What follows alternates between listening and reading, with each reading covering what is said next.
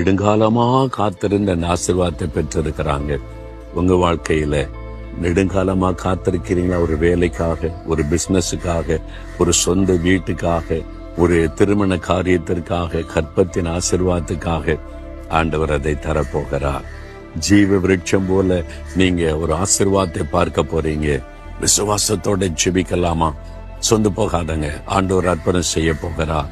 தகப்பனை, இந்த மகனுக்காய் மகளுக்காக ஜெபிக்கிறேன். நெடுங்காலமா காத்திருக்கிறாங்கப்பா. இந்த காரியத்தில் அற்புதம் நடக்கும் நடக்கும் நடக்கும்னு காத்திருக்கிறாங்க. சில சமயம் சோர்ந்து போயிருக்கிறாங்க, இளைப்படைந்து இருக்கிறாங்க.